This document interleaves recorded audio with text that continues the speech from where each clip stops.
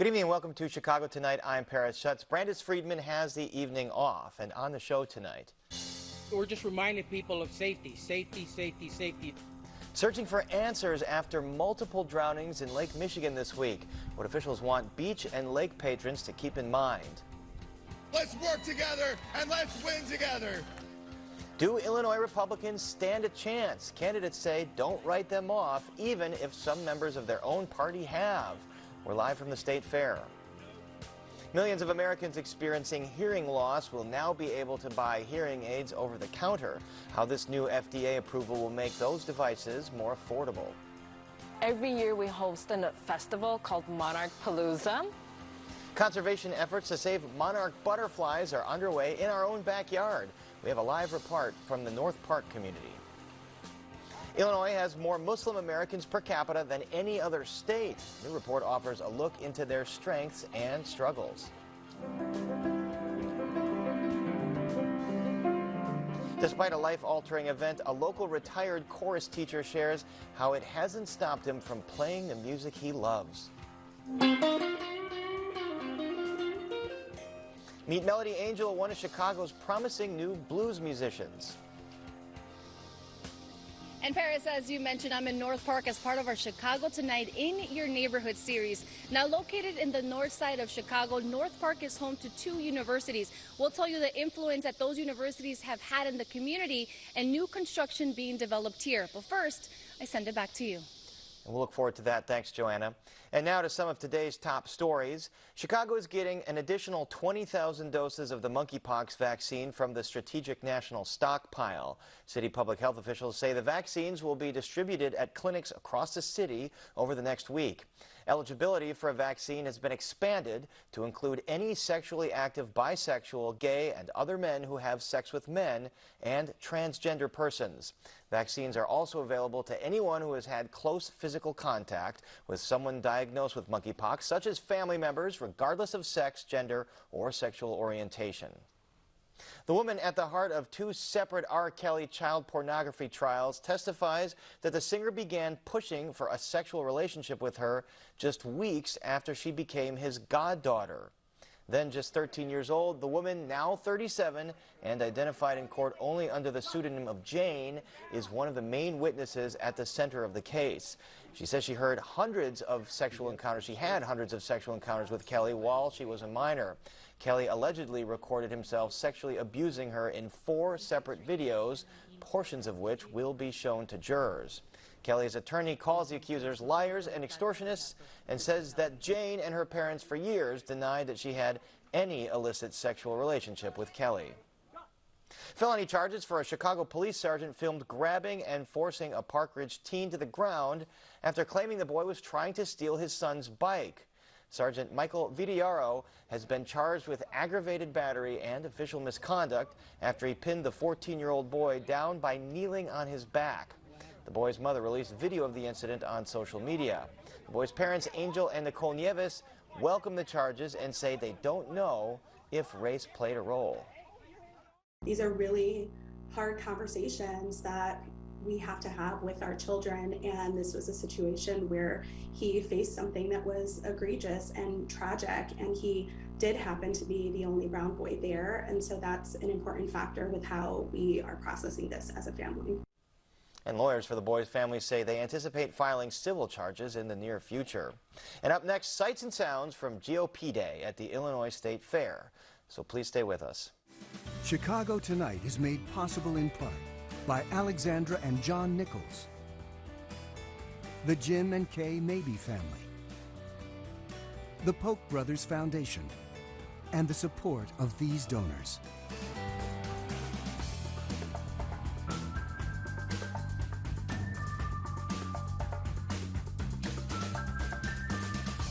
Cows, corn dogs, carnival rides, all part of an annual tradition, the Illinois State Fair. Politicians are also a part of that tradition. Democrats rallied on the fairgrounds yesterday, and today it was Republicans' turn. Amanda Vinicky joins us now from just inside the main gate. Amanda, what went on today? Well, Paris, you know, there's a lot of talk nationally about a red wave in this November's midterm election, and Illinois Republicans, they are hoping to ride it. And at the top of the ticket, the GOP's nominee for governor, State Senator Darren Bailey. He rode actually a tractor into the State Fair, making a grand entrance to the GOP rally this afternoon with his wife. Bailey is a farmer, and he says that agriculture is often ignored, but he says it is a backbone of Illinois' economy.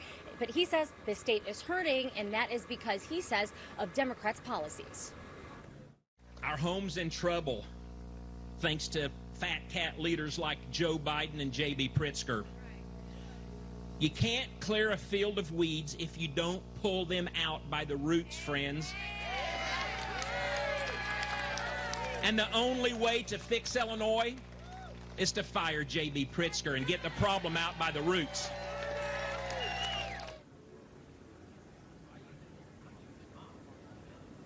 You can hear there that Bailey does have an enthusiastic crop of supporters. He did easily win the GOP's nomination, getting more than 57% of the primary vote despite a crowded field. GOP Chairman Don Tracy admits that primary competition did get rough, but he says that the party is now unified. And Bailey's challengers, in fact, the top challengers anyway, including Aurora Mayor Richard Irvin, joining him last night for a unity event in Springfield. It was, however, a private event. Now, the joint goal of the GOP now to take back the governor's mansion from J.B. Pritzker. He now wants to run for president. Are you kidding me? What a disaster he's been for Illinois. Governor Pritzker has done nothing to address public corruption, crime, or the rising cost of gas and groceries. Governor, how about fixing our state instead of dreaming about the White House? Tracy says that previously the GOP had been thought of as the party of elites, corporate donors, but he says now that has flipped. He says the Republican Party of today is the one that helps and is for working families. Now, it is not just the governor's office that the GOP of Illinois is eyeing. Tracy says that a record number of Republicans will be on the ballot this fall, and 6 U.S. House seats from Illinois are swing districts. Now, winning them, party leaders say, is going to take winning over swing voters as well as independent ones. This is what you have to do over the next 80 days. J.B. Pritzker is going to dump millions of dollars into TV ads and stuff in the mailboxes and so forth, right? There is one surefire way to defeat his money, and that is to invite your neighbors, your friends from church, the moderates, even some of those moderate Democrats who used to be Reagan Democrats and they left the party. Bring them back. That's a very good friend. But Bailey is not universally beloved even by members of his own party. Talked with one political consultant who was on the watch during the fair rally to make sure that a candidate she is working for wasn't photographed with anyone controversial like Bailey. And while you didn't have them say it outright, or at least publicly, several prominent Republicans would not say flat out that they are going to vote for Bailey, instead saying only that they support the GOP ticket. Here, for example, is Secretary of State nominee Dan Brady. This is when reporters were pressing him about his background and his voting history on President Donald Trump. What I see in my particular race for Secretary of State is that people want to improve services in the Secretary of State's office, cut wait times, improve technology, and those are all the things I'm talking about. No one's asking about my voting record except you folks. Bunch of Republicans say that what voters really care about are pocketbook issues, things like the price of gas and inflation. But it is not just the media that has this Trump factor. RNC member Demetra DeMonte called the FBI retrieval of classified documents from former President Trump's Mar-a-Lago estate in Florida a, quote, unprecedented weaponization of law enforcement against its political opponents. This is not the first time President Trump, Republicans, and conservatives have been unfairly targeted by the DOJ and the FBI. We need to know why this unprecedented action was taken. We need facts. We need the affidavit, we need transparency, we need accountability, and we need it now. Still, Republicans are also united on another issue, and that is they say that crime is a problem that needs resolution, with Bailey saying that Pritzker has gone so soft in criminals, he has helped to turn Chicago into a hellhole. Bailey doubling down a couple of times on that comment, saying that he says Chicago residents think so too. Actually, I believe they do, because it's unsafe. But it's going to change. Chicagoans deserve better. I call it out, friends, and you know that. You realize the first time that I made that statement on the debate stage, that very night, the homeless man, the walking man in the loop, he was set on fire. Kids are getting shot, 5-month-old kids in their car seats. You know how long it takes to put a car seat in? Once you put that $300 car seat in your car, it takes you about 30 minutes. That should be the safest place for a kid to be. A 5-month-old kid gets shot in her car seat. Do we even know that kid's name? No, we don't. That's what we need to be talking about. Meanwhile, J.B. Pritzker's campaign putting out word today that he will participate in 2 debates leading up to the November 8th election. Yes, just 2.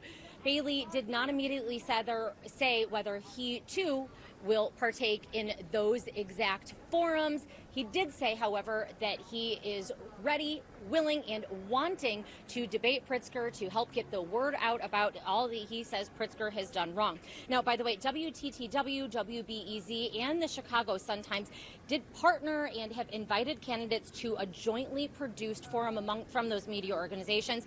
Pritzker today declined. His campaign cited scheduling issues. We are, however, open to other debate dates in October and are hoping that Governor Pritzker changes his mind. No word immediately from Bailey's camp on that. With that, Paris, I think this is my last hit here from the fair, so I'm going to go get myself an yellow veneer funnel cake, maybe a rainbow grilled cheese. Back to you. Thanks, Amanda. It's been a deadly 24 hours on Lake Michigan as Chicago Police and Fire Department personnel have conducted several water rescues with at least 2 people dead and 1 still missing. And with the Air and Water Show making its return this weekend after a 2-year hiatus, officials are reminding beach and lake patrons to play it safe. One of our grim responsibilities is to recover bodies after they have drowned. We don't want that to be you or one of your loved ones. WTTW News reporter Patty Wetley joins us now with more. Patty, this is becoming a huge crisis right now, especially with respect to the playpen. What do we know about this week's drownings to this point? Right. So, there was a cluster of incidents a couple weeks ago on the Michigan side of the lake, and those were more tied to dangerous swim conditions.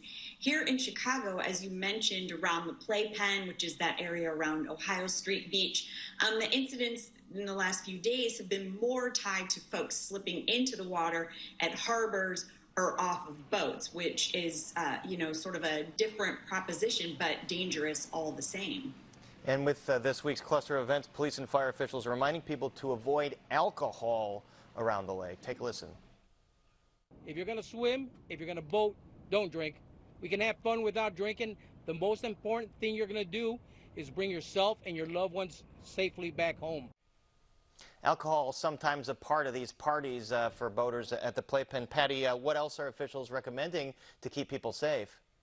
Well, they're saying, don't go out swimming alone. If you're at the beach, keep an eye on little ones. Make sure if you're on a boat that you have your life preservers. And especially if for swimmers as well, know what the weather is, understand the weather around Chicago, how quickly it can change, and understand, that this is a big lake and there are rip currents, and, familiarize yourself with how to deal with some of those situations if you find yourself in trouble. A big lake, and of course there's a big event this week, the Air and Water Show, which brings a lot of folks out onto the lake. What are officials doing to prepare for safety this weekend on the lake? Yeah, well, we did hear from the Coast Guard, and they echoed many of the same things that we heard from Chicago Fire and police officials about, being sober, be aware of your surroundings. But they also said, special for the Air and Water Show, they do have a zone around downtown where they will be keeping vessels out of that area. That's the plan for the Air and Water Show, but, it's a lot of personal responsibility out there is the message that we're kind of getting from officials. And a lot of problems here in this playpen. All right, Patty, thank you very much. Thanks, Paris. And you can read Patty's full story on our website. That's WTTW.com/news. It's a neighborhood once home to a large Swedish population, and now North Park is a blend of cultures and ethnicities. The urban neighborhood on the north side of Chicago is home to 2 universities, and for this week's Chicago Tonight in Your Neighborhood, reporter Joanna Hernandez and producer Acacia Hernandez explore the community, which is also home to a much-loved public broadcasting station, we should mention. And we find Joanna now at the North Park Village Nature Center. Joanna. Paris, at this point, I think you already know, I'm always looking for some green space around me. Take a look at this beautiful waterfall here. Now, this is the end of the waterfall, so you can only imagine how beautiful it looks on the other side. We're at North Park Village Nature Center. It's a 46-acre nature preserve located in the middle of the city, offering hiking trails and educational programming. It's one of the largest nature areas on the north side of Chicago along the Chicago River. We learned that there's 4 mini ecosystems that people can enjoy here, from woodland to wetland. We spoke with the director of the Nature Center, and she tells us the preserve is unique because of the wildlife people can see here. She also shares the center is working on helping preserve a specific endangered species. We're doing a lot of work to restore a lot of the prairie and native plant species. So monarch butterflies this year were listed as endangered. And every year we host a festival called Monarch Palooza. And so this year we're definitely going to continue to bring attention to the conservation of butterflies. And we also want to uplift the indigenous and cultural connections with the monarch butterfly. This neighborhood was originally a Swedish community, and over the years it's become more diverse. And when you walk around the community, you can see the blend and influence of different cultures. We met with longtime resident and member of the Hollywood North Park Community Association, a resident-driven alliance that's been running since 1951. Andrew Johnson shares one of their concerns has been understanding what Northeastern Illinois University will do with the private properties they obtained along West Bryn Mawr Avenue in 2016. We're told some residents lost their properties from the acquisition, and according to reports, Northeastern originally planned on building student housing, but now it seems the plan is to repurpose it for residential developments with retail space. For a long time in our neighborhood, neighbors have been concerned about the properties on Bryn Mawr owned by Northeastern Illinois University. We're eager to see them do something with those properties. Their acquisition was quite controversial, and they harmed the neighborhood in taking them through the power of eminent domain. And we'd really like to see something positive and productive done for the neighborhood. Another development that has stirred a bit of debate is a rezoning proposal for a property on the corner of Kimball and Foster. Vazal Development Network is the property owner of the building where 5 businesses currently rent. I spoke with the owner of the property, and he told me off camera his plan is to rebuild a mixed-use building with apartment units and commercial space. He shared that he has owned the subway right next to the property for 20 years, and his vision is to enhance the neighborhood. However, the association has brought up concerns of even more traffic along Kimball and Foster, as well as businesses forced to close. Ideally, there's a new development so more people can live in our neighborhood. There's more foot traffic to support local businesses. But if that comes at the expense of local businesses that are already here, then that's a tough trade-off. So hopefully there's a way to meet both needs. Taqueria Las Flores is one of the businesses operating at the building. We met with Jasmine Flores, the owner of the restaurant, and she says she's invested her savings into the business, and having to close will cause financial pressure to all the business owners, despite the proposed timeline for redevelopment. So my business was one of the few businesses that did not get any financial help. We weren't eligible for the PPP loan, or we weren't able to get the money. So when I heard this, I was like, oh no, I got to start from zero again. It doesn't matter whether I move somewhere else or I come back, it would have to be zero again. So it's kind of like starting over again. Starting over. It sucks. On the border of North Park and Albany Park, we visited Asian Human Services, an organization focusing on helping immigrants and refugees receive the resources they need, from job training, English classes to health programming. We're told Chicago is a hub for refugees seeking asylum, and for the last 45 years, Asian Human Services has been assisting thousands of families get back on their feet. northwest side is slowly becoming the hub for immigrant and refugee families. The uptown neighborhood historically was kind of the entry point, and what you see as things gentrify, as things change, folks move further north and west. And so the North Park area, the Westridge area, the Rogers Park area, we pull families, the Albany Park area, from all of the neighboring neighborhoods to where we are located. Asian Human Services also runs a charter school named Passages. Ali Tarouk is the director of operations at the school and shares they serve a large population of student refugees. Tarouk is a refugee from Iran and says he has dedicated his life to helping others navigate through the challenges of escaping their countries and forced to rebuild a new life. I want to send this message to other refugees. Hey, we came here by force, that's fine, but we have this chance to build our life again. Every single refugee I see, they are in the right track, they are on the right path. It makes me happy. The neighborhood is home to two universities, North Park University and Northeastern Illinois University. North Park University has been a pillar of the community since 1891. The president of the Christian University tells us the university offers a variety of classes, and this year they expect all students to attend in person. Well, some call us the best kept secret in Chicago because we have this beautiful campus, almost an urban oasis, right here on the north side of Chicago. But we started out as a small Christian institution that was founded by Swedish immigrants, founded in Minnesota and then moved to the urban center of Chicago in the early 1890s. But as the city grew up to our south, North Park expanded all along the way. The president of the university also shares they're in their early planning stages of developing new residential housing on campus. And coming up, we speak to the local alderman. But first, I send it back to you, Paris. Thank you, Joanna. President Joe Biden signed an executive order, and the FDA has now approved the sale of hearing aids over the counter. The hope is that it could bring the price of the devices down, since to this point, the millions of Americans needing them have had to get a prescription. The executive order also creates more competition in the market, allowing for hopefully more affordable options. And joining us to talk about this are Dr. Elizabeth Meyer, audiologist and assistant professor of clinical development at Northwestern University, and Dr. David Schmidt, clinical audiologist with the Chicago Hearing Society. Thank you both for joining us. Dr. Elizabeth Meyer, what practical impact will this FDA ruling have on the millions of Americans seeking out hearing aids? Well, I think the practical impact is I'm hoping that this will lower the price of hearing devices and provide a reasonable option for people who don't meet the criteria for getting public aid options or meet criteria for charitable organizations but can't afford $5,000 hearing devices.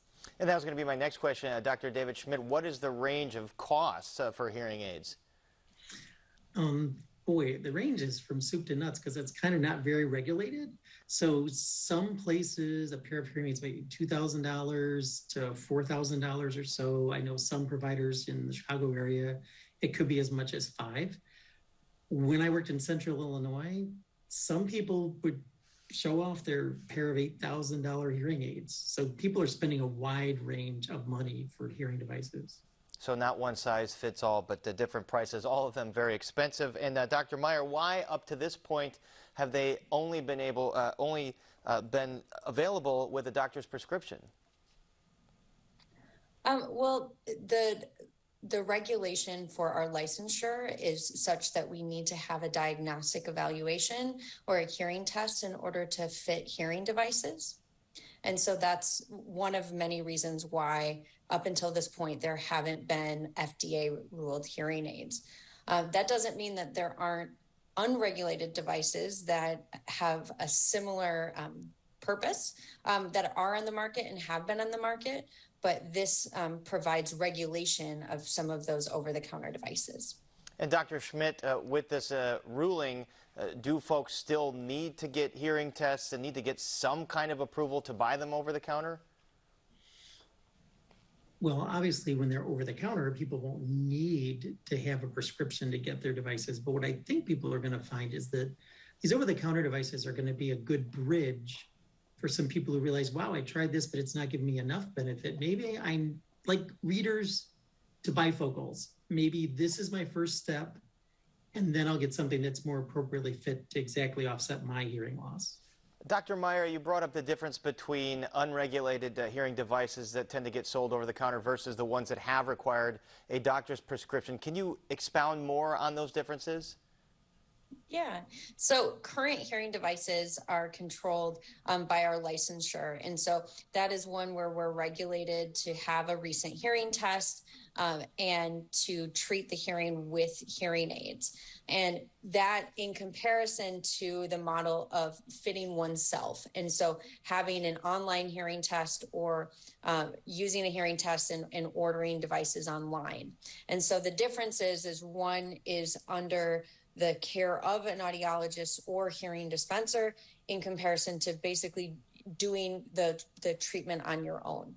Dr. Schmidt, very basic question here. Do all hearing issues necessitate hearing aids? Well, part of the reason why even the Hearing Aid Consumer Protection Act includes physicians is because people lots of times have had impacted earwax for weeks and they think they need hearing aids and they don't. People have middle ear disease and they really need medical intervention, not just more loudness. So a range of issues possibly causing folks, and probably everybody has experienced some kind of hearing issue at some point in their life. Dr. Meyer, what have folks without medical insurance or access to health care done up to this point to be able to get an adequate hearing aid? They pay out of pocket for hearing treatment, and that's what has typically been the model. Most people pay out of pocket for their hearing treatment, and it isn't covered under their insurance benefits, and so that's what the model has been. And you mentioned there's nonprofit assistance that some folks can get. Can you elaborate on that? Sure. So companies such as the one that Dr. Schmidt works at, Chicago Hearing Society, the Lions Club, there's a foundation by one of the hearing aid manufacturers that provide hearing devices when people meet certain income requirements. So that's what people will do when they meet those categories. And that's been the model up until this point.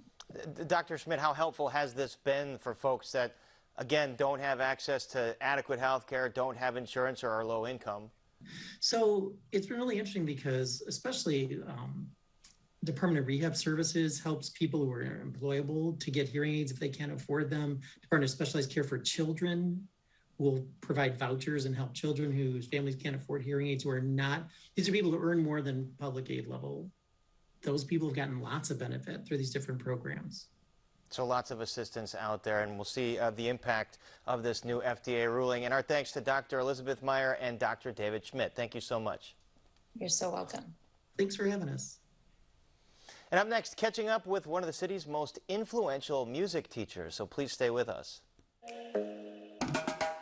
Much of the story of Latinos in America is that of entrepreneurship. About 5 million Latino-owned businesses currently exist in the U.S. Predominantly Latino communities often bear the environmental burden of heavy industry. Residents of those communities say they have a hard time making their concerns heard. A Chicago-based photographer has a personal understanding of immigration, and he has spent years documenting small businesses. The forces of gentrification can make people being priced out of their neighborhoods feel powerless.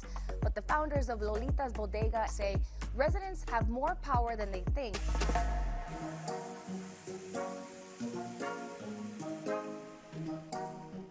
The Chicago History Museum is sharing a screening of the documentary For the Left Hand. It tells the story of one of the city's most influential music teachers who shared his love for the craft in Chicago public schools for more than 30 years. Now at 84, Norman Malone sits down with arts correspondent Angel Ito to share what he's been up to since the documentary originally aired on WTTW last fall.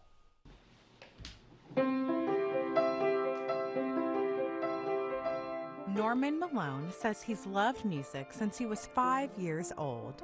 It's the foundation of my life, music. At 10 years old, he was attacked by his father, leaving him partially paralyzed on his right side. Despite this life-altering moment, Malone has spent the decades since pursuing his love for music.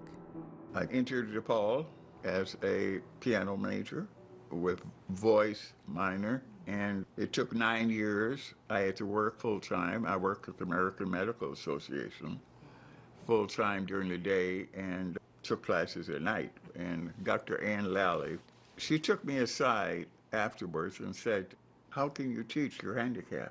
And to hear that was quite a shock. I thought, my God, what have I been doing all this time if I can't teach? But I figured, well, I've gone this far, just keep going. After graduating, Malone went on to spend 7 decades serving as a chorus teacher for several Chicago public schools across the city. I asked what kept him encouraged to not only play, but teach for all of those years. Build a building, you don't build a building from the top down. You have to have a foundation. So that's your left hand. The left hand is the groundwork. And my thumb and my little finger is the melody. There are compositions where I have to use other fingers with the melody. The Bach that I was working on. But there are thousands of compositions for the left hand, and only about a dozen for the right hand. Malone made his orchestral concert debut at 79 years old in 2016, playing Ravel's Piano Concerto for left hand.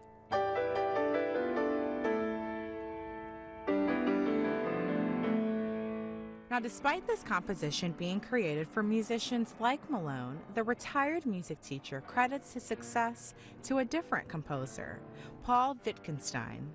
He was a concert pianist, went to war, lost the use of his right hand, and came back and made the original commissioned Ravel, Prokofiev, Benjamin Britten. All these concertos are a result of this man.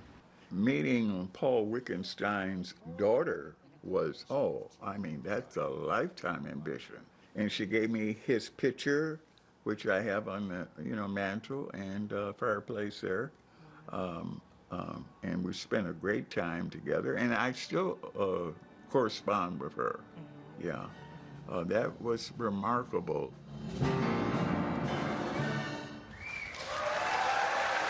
For Chicago Tonight, I'm Angel Ito.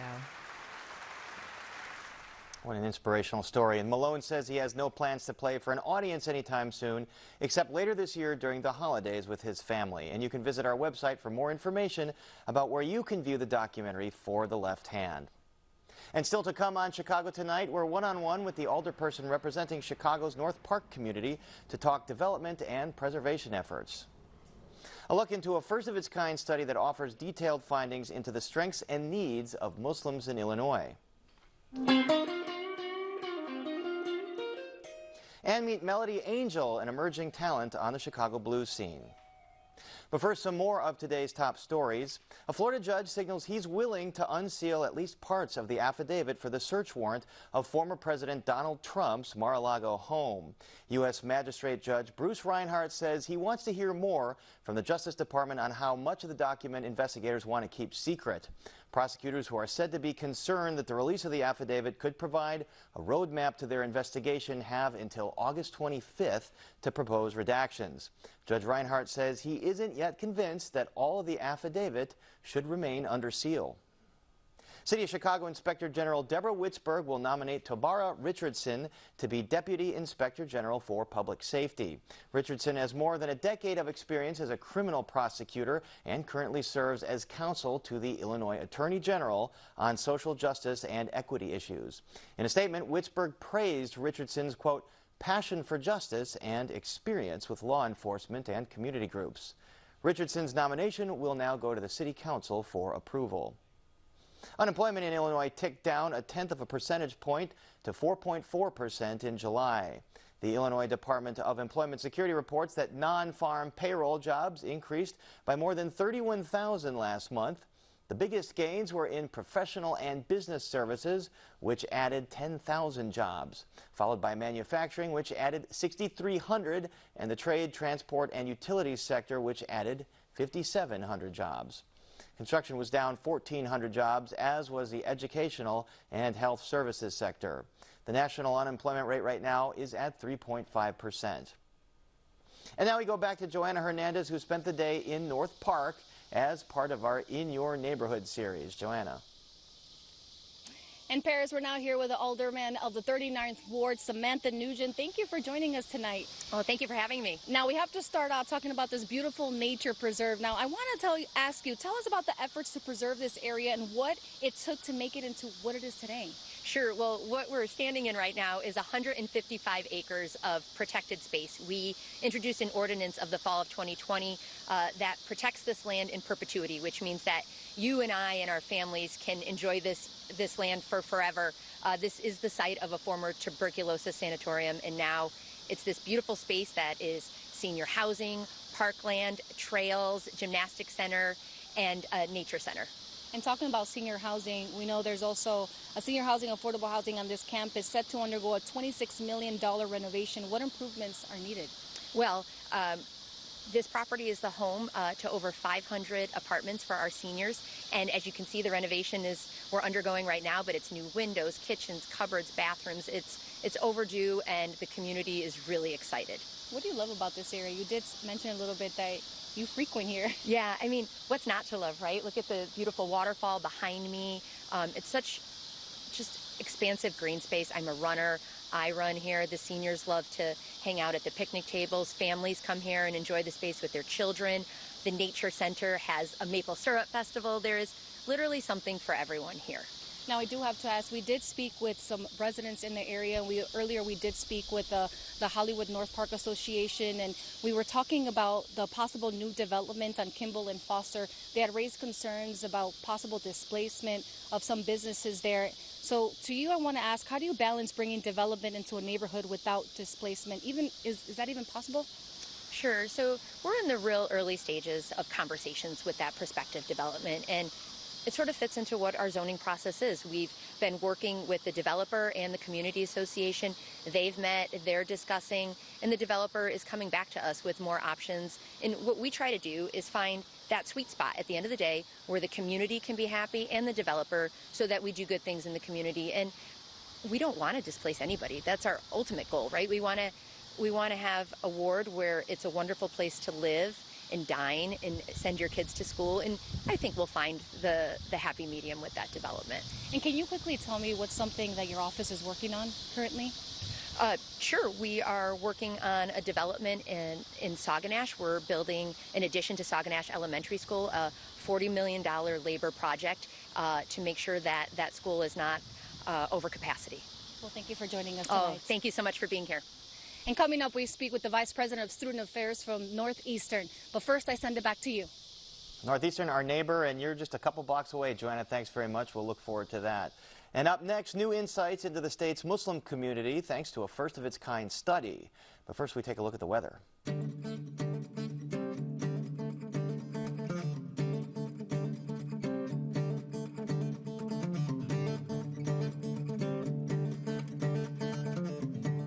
Illinois is home to more than 350,000 Muslims, and according to a new study, that makes the state #1 in the country for Muslims per capita. That report also offers insight into the contributions of this community in Illinois, as well as their needs and challenges. This first-of-its-kind study was a collaboration between the Illinois Muslim Civic Coalition, the University of Illinois Chicago, and the Institute for Social Policy and Understanding. And joining us to talk more about the findings are Arum Ikramullah, Research Project Manager at the Institute for Social Policy and Understanding, and Dilara Saeed, President of the Illinois Muslim Civic Coalition. Welcome both of you to Chicago tonight. Ms. Saeed, the main takeaways from for you from this study. Well, the study is about the diversity of our cities, our states, and our nation, Paris. Thank you for having me to talk about this. We know Illinois is one of the most diverse states in the nation. We have suburban, rural, and city, and we have race, class, and faith of every background. The Illinois Muslim community simply mirrors that in being the same exact way, a very diverse, very complex, very large community that is deeply rooted in Illinois and in Chicago in every way. And so one of the biggest takeaways is simply that, diversity and our part in it. And I think we have a graphic showing the diverse makeup of Muslims in Illinois. Ms. Ikramullah, what portrait do these findings paint about the community writ large, do you believe?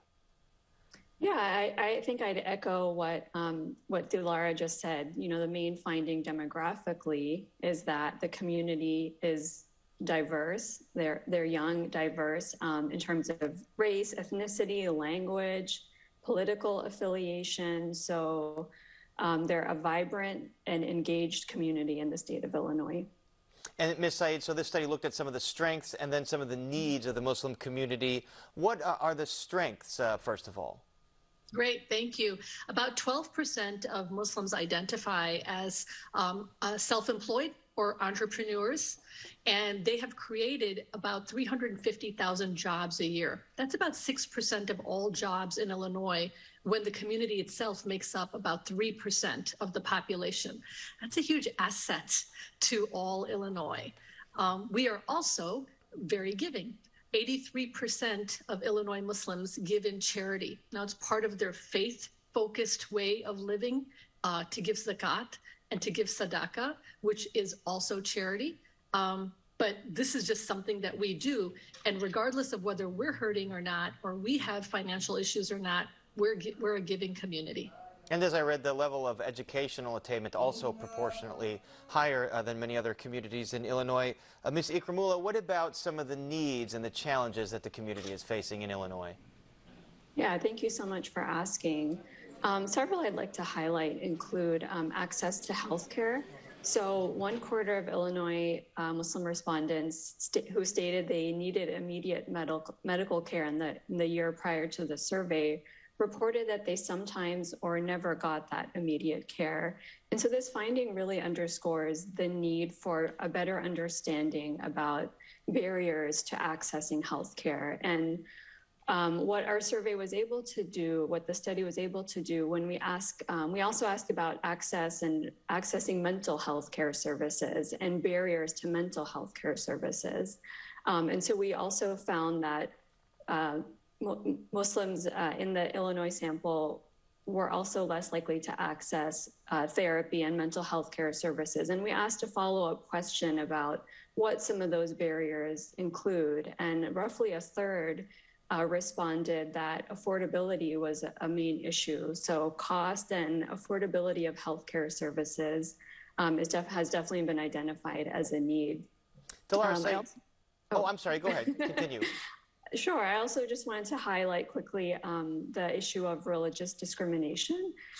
In the sample, we found that roughly half of all respondents reported having faced religious discrimination in the past year, which was less likely than the Illinois general public. And we know from national data that this takes several forms, both at the institutional level and at the interpersonal level. So this can affect things from healthcare access, political participation access, bullying within classrooms, to also everyday microaggressions, in daily life.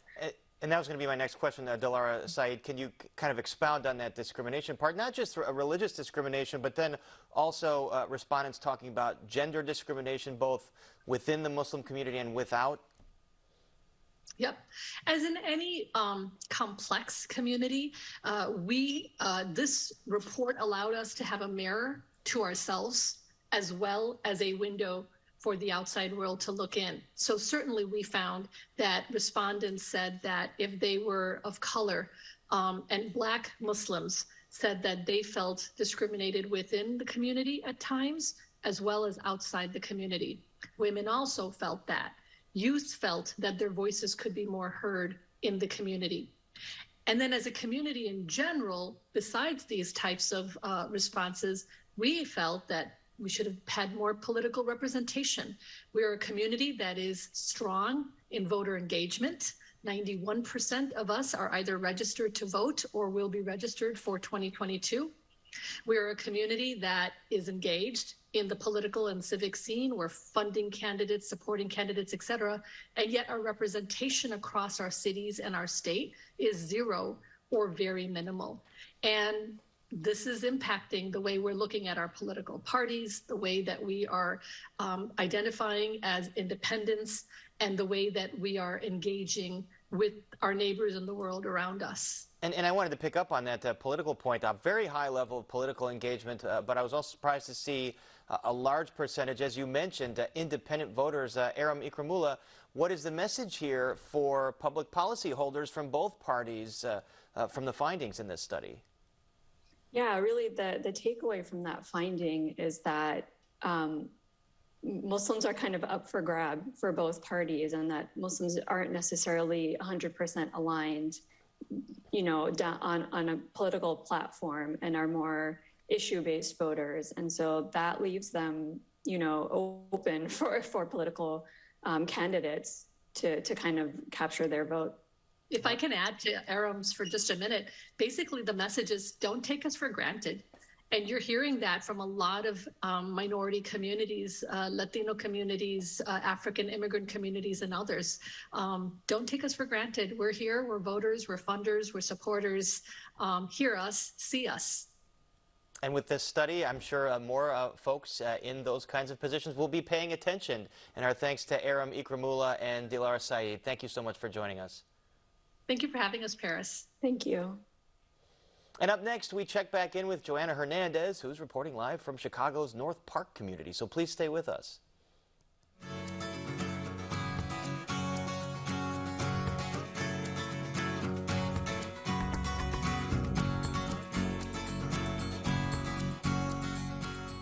Back to Joanna Hernandez we go. She spent the day in North Park as part of our In Your Neighborhood series. Joanna, what do you got? In Paris, we're now here with Dr. Terry Mena. He is the Vice President of Student Affairs at Northeastern Illinois University. Thank you for joining us. Thank you for having us this evening. Now, I have to start by asking, the school year is around the corner. Tell me how Northeastern is preparing for this school semester amid COVID.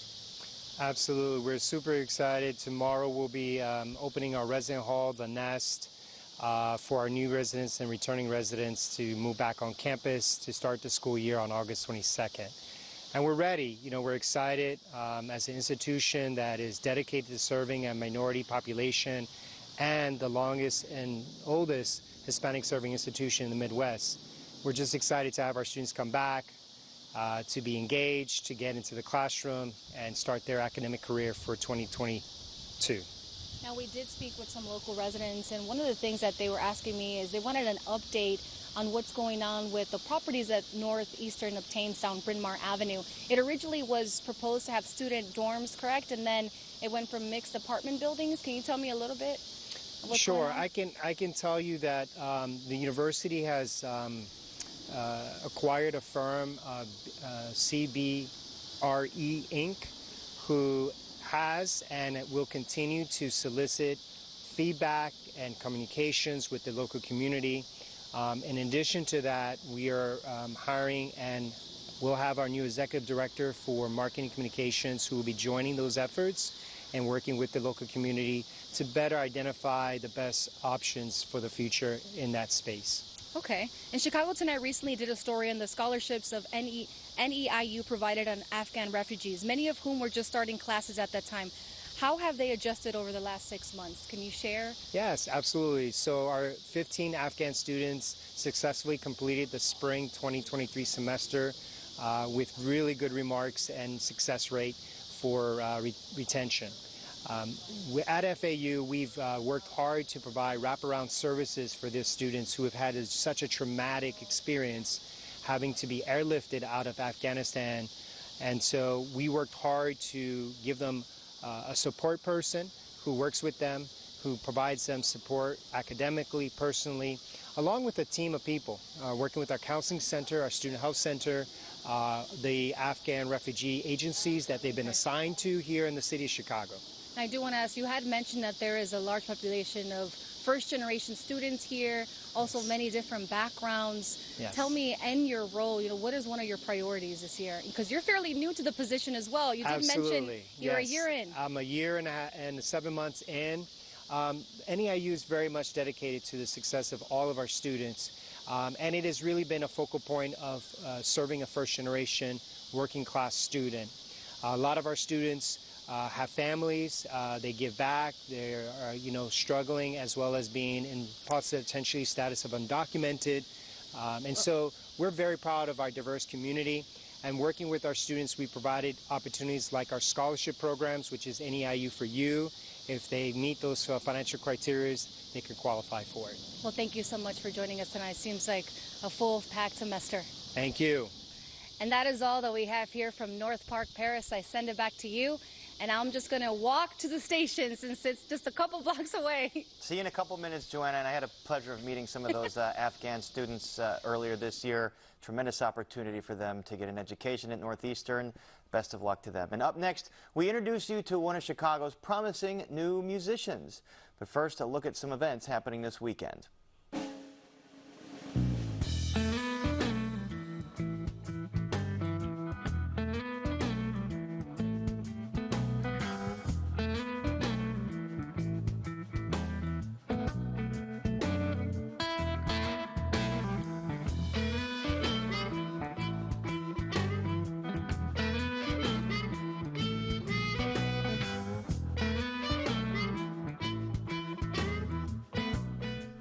A local singer-songwriter has been listening to blues, rock, and soul her whole life.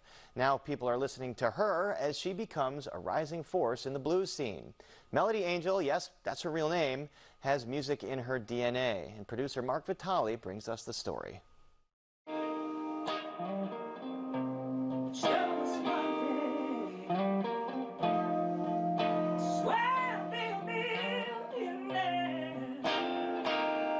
If you really love music, you must also love the blues.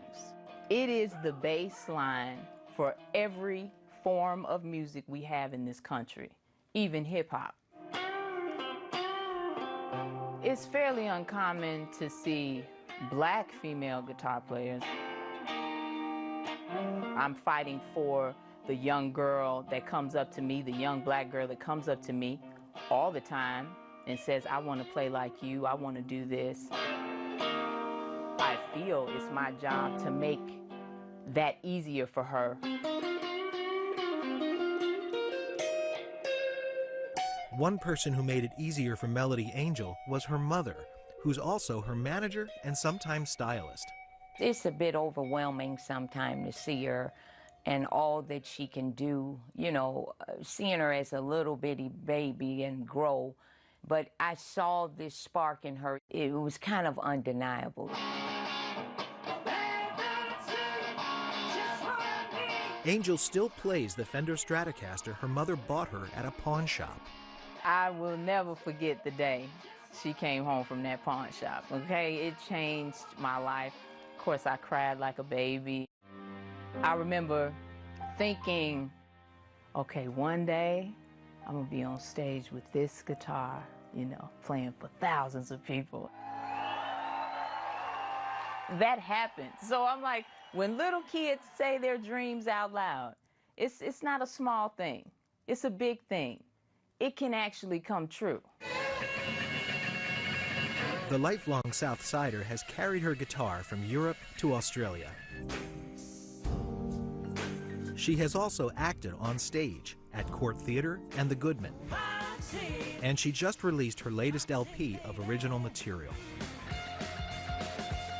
One of the things I learned about writing was from the artists that I loved. And when I listened to them in their interviews, they always talked about being true to themselves. And that's how I look at songwriting. It's this peaceful release. Whatever's on my heart, whether it's good or bad, I can release it. Melody Angel comes from a musical family. Her mother's cousin was Otis Rush, the late Chicago bluesman. I do admit I didn't want her to really go into it because I know how difficult this industry is. But when you come here, you have to do what your purpose to do. So it's no way I would come in between that. I'm so grateful to have the opportunity to perform in front of people again. And that in itself is a triumph for me. For Chicago Tonight, this is Mark Vitale. Melody Angel recently released her new record, Foxy, and she plays at Reggie's on Friday night. Earlier this summer, she played the Chicago Blues Fest, and this Saturday afternoon, she'll play the Beer Garden stage at Navy Pier. You can find out more on our website. And we're back to wrap things up right after this. Chicago Tonight is made possible in part by Alexandra and John Nichols, the Jim and Kay Mabey family, the Polk Brothers Foundation, and the support of these donors.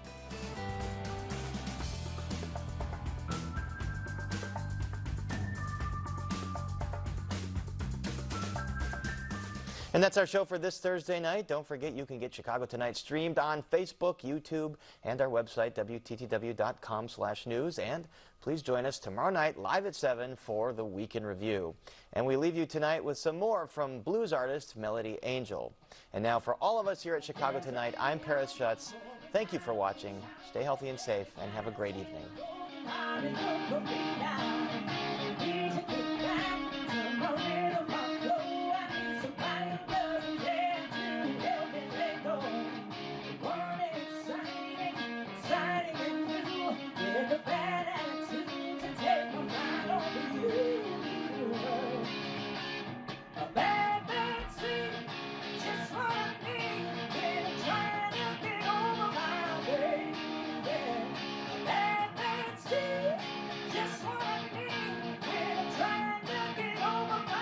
Closed captioning is made possible by Robert A. Clifford and Clifford Law Offices, a Chicago personal injury and wrongful death firm, and proud sponsor of programming that offers advice and strategies to enhance the physical and mental well-being of fellow legal practitioners in Illinois.